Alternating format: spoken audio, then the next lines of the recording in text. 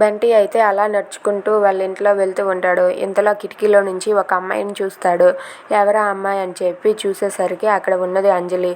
అంజలి అయితే తన మొఖాన్ని మూసుకొని కళ్ళతోనే చూస్తుంది. అది చూసి బంటి అయితే తను నా అంజలియే కదా అని చెప్పి ఒక్కసారిగా అనుకుంటాడు.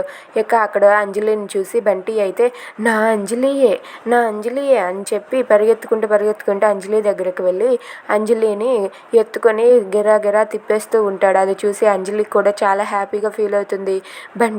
బంటి మళ్ళీ నిన్ను నేను కలుసుకుంటాను అనుకోలేదు, కానీ కలుసుకున్నానని చెప్పి అంజలి అయితే అంటూ ఉంటుంది. బంటి కూడా అంజలిని గిరా తిప్పి కిందకి దించుతాడు. ఇక అంజలి అయితే బంటిని ఇలా అడుగుతూ ఉంటుంది. బంటి, అసలు నువ్వు ఇక్కడ ఎందుకు ఉన్నావు అని చెప్పి అంటూ ఉంటుంది. ఆ మాటలకు బంటి అయితే నేను కూడా అదే అడగాలనుకుంటున్నాను, నువ్వు ఇక్కడ ఎలా ఉన్నావు అంజలి అని చెప్పి అంటూ ఉంటాడు. ఆ మాటలకు మనిద్దరం ఏదో ఒక రకంగా కలుసుకున్నాం బంటి, అది చాలు అని చెప్పి అంజలి అంటుంది. If you like this video please like, share and subscribe. Thanks for watching.